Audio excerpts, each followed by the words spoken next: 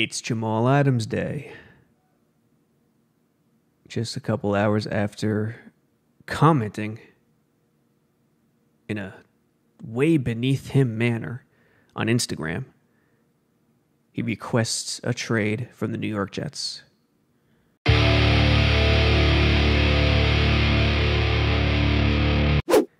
That's right, it's Jamal Adams Day.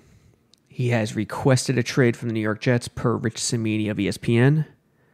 And this news comes a couple hours after he got himself into a ridiculous situation on Instagram, replying to somebody's comment.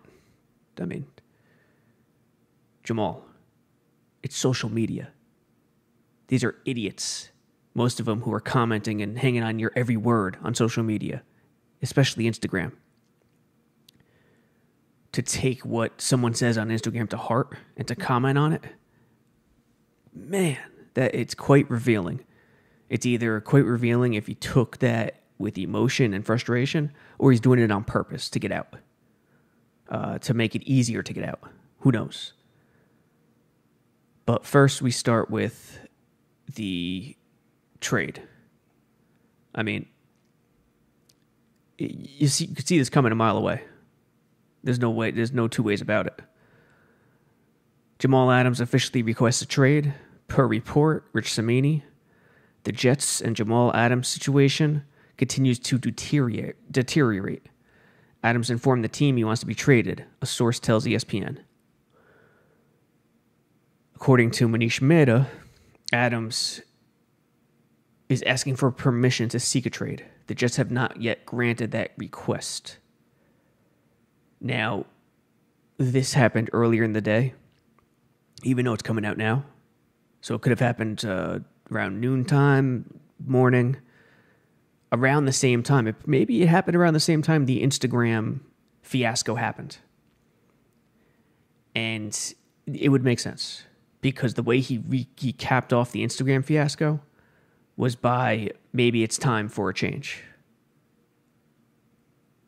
Jamal Adams, maybe it's time to move on. Jamal Adams on Instagram commenting, replying to a random commenter. What that commenter said, we don't know, but honestly, it doesn't matter. Quote, I have time this morning. Adams replied, do y'all just speak without understanding what y'all are typing or not? Yeah, they speak without understanding. This is social media, Jamal. This is social media. The intelligence on social media isn't impressive. How do you not understand this? How could you ask that question? No, they don't know what they're talking about. You don't even know if they're a real person. It's not a real conversation. Instagram and Twitter is not real life. You can't have a real conversation with someone unless you're face-to-face, eye-to-eye, as baseball fans have recently found out with Rob Manfred and Tony Clark. Come on, Jamal, the millennial. Wake up and understand this. Social media is poison. It continues. Oh, I see what this is. I deserve to be paid, but when I ask to be taken care of, I'm being that guy, huh? What does Pat have to do with me, Pat Mahomes? Pat is about to get 40 to 60 million a year. Well deserved. That's my guy. But don't compare me to a quarterback if you aren't paying me quarterback money. If I was about to get 40 plus, you wouldn't hear a damn word from me. Laugh out loud, FR. I'm pretty sure it's for real. You know, I'm not a young kid, but I'll go 90%. FR stands for real. I'm pretty confident in saying that. Could I be wrong? Yeah, for sure. I'm 37. I don't know what the hell's going on at times, but I'm pretty confident, for real. Don't use the pandemic excuse, Adams said, and this is important, and we'll get into this later. CM22 got paid not too long ago. Well deserved. Great friend of mine, Christian McCaffrey. Jamal, what are you talking about? What did you just do? You said, don't compare me to Pat Mahomes. Yet you bring up Christian McCaffrey? He's a running back. You said, don't compare me to Pat Mahomes. He's a quarterback. But wait a second. Don't use the pandemic. McCaffrey just got paid. And it's funny, the Carolina Panthers are the thorn in the Jets' side right now. for paying McCaffrey in the midst of this craziness going on. But Jamal's not making sense here. Don't compare me to Mahomes. But, yeah, pay attention to McCaffrey. It continues. You're lost, my guy. I'm going to protect myself just like an organization will look out for themselves at the end of the day. And if you guys don't respect that, cool. It's all love. Maybe it's time to move on. Can't trick a wizard. Love. I don't know what that means. Can't trick a wizard. Sorry. But the fact that he's wasting his time replying to people, the fact that he's wasting his time even reading the comments on social media tells me a lot, reveals a lot. It's like a Kristaps Porzingis situation. He comes in, the stud comes in, he's a coach's dream, you think he's perfect, and then it turns out to be a nightmare. You know, as time goes on, things start popping up where you go, okay, it's an interesting move from the guy. I wouldn't have done it that way. I don't like it, but it's only one thing. You try to rationalize for him. And then eventually it gets to be too much. Jamal Adams has turned into Odell Beckham Jr. And even before requesting the trade, he's put Joe Douglas in a situation that he can't win. It's a lose-lose situation. Before the draft, it was possible to win. After the draft, you're not going to get, in theory, you should get more value because you have to wait a year for the next draft, but it doesn't work out that way, usually. So Joe Douglas is against it. But not only that, say Joe Douglas trades him. He loses in the eyes of a lot of fans and in the eyes of a lot of NFL pundits. How do you trade away one of the best defensive players in the league? If Joe Douglas keeps him, he loses in the eyes of a lot of Jets backers. Fans have turned against this guy in a lot of respects. People within the organization, well, they look at Douglas the same. Douglas has preached culture for the last year. He has preached trying to do the right thing for the last year. To preach this, make it about the whole team, make it about value, not just one individual, and then to turn around and dish out money after the guy's complaining and request a trade, how does that integrity hold up in the eyes of everyone around him? And in Jamal Adams' case, how does Jamal respect a guy like Joe Douglas, his leader, for paying him after he was bullied into a corner? It makes one think this is all for show, and Jamal just wants to get the hell out. I mean, think about what Joe Douglas has been preaching. It's been all about culture. So the plan is to create the best culture in sports. What do I mean by that? I think best cultures, it's a self-sustaining entity where professionalism, leadership, it's transferred from one generation of players to the next. And you see that in every great team. Every great team has that culture. And that's what we're going to try to create here. What is it going to take? It's going to take people with the right level of commitment, character, and competence.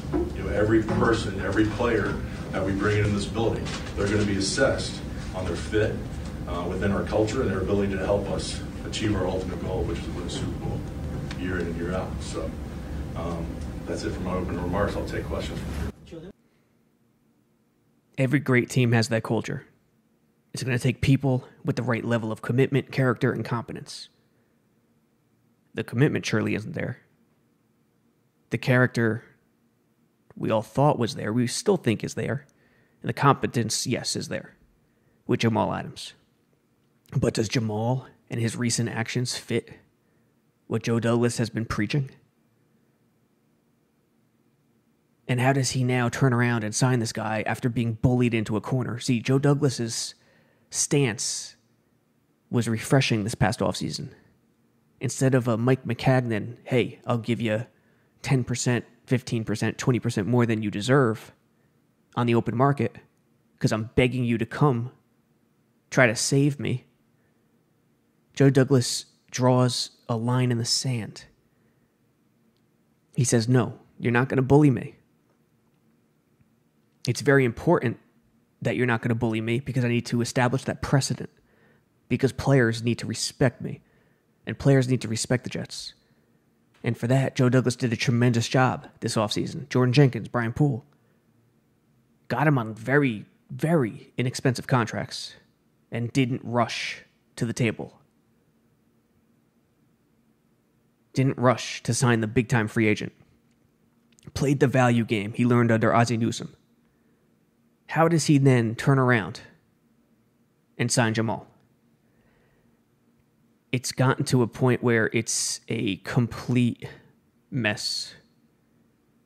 And the worst part about it for Jamal Adams is the most recent report that's come out is that Adams will play for the Jets if they offer him a deal. But if he's traded, especially where he wants to go, he won't request a contract extension right away. I mean, the guy just doesn't want to be here. And it had to have started with the trade deadline. There's just no way about it. So when the fans say this is a media creation a month ago, 2 months ago, here we are. It's very real. And the other part of it is... The other part of it is this. The last part of it is this. Do the Jets have any... it's the same thing. The Jet fan has experienced this time and again. Darrelle Revis. It's led to people, 2 months ago, 3 months ago, 4 months ago saying trading Jamal Adams is stupid. No, it's not. Especially not before the draft. That's why saying such a thing is a stupid thing to say. Because you don't have all the information. Now, in this position, it sucks. Before the draft, Douglas could have got a haul for him. But it goes back to the trade deadline. Was Jamal Adams' feelings that much hurt where that was the beginning of the end? And we talked about it on this podcast recently. Once that beginning of the end happens for an emotional player, like an OBJ, a Kristaps Porzingis, who's always on social media, who's reading comments, who can't let things roll off their shoulder. Usually that first thing, that stab in the back that they interpret it in, is the beginning of the end. Kristaps Porzingis skipping the exit interview. That was the beginning of the end for the Knicks and KP. Jamal, the trade deadline, Joe Douglas not hanging up the phone. That was the beginning of the end. Do the Jets have any culpability in this? It depends on one thing. Was Jamal Adams being correct when he said the Jets promised him a first offer in January and it never came? Was he being correct? The Jets talked about extending him, wanting to make him a Jet for life. Once the season ended, and then the pandemic hit. Is that the hill they're going to die on? Joe Douglas, what does he do now? It's tough to know, because whatever he does do, it's a no-win situation. Whichever one he decides on, trade or sign, he's going to look bad in the eyes of a lot of people. He came here to preach a new culture, to act a certain way, to build a team over worrying about individual pieces and individual players, and drawing lines in that sand when dealing with each person. So if he turns around and signs Adams after all this, not going to look good in the eyes of a lot of people. Where the Jets currently stand on how Adams is acting, we don't know. There has not been a statement. Stay tuned. There will be more to come. Until next time.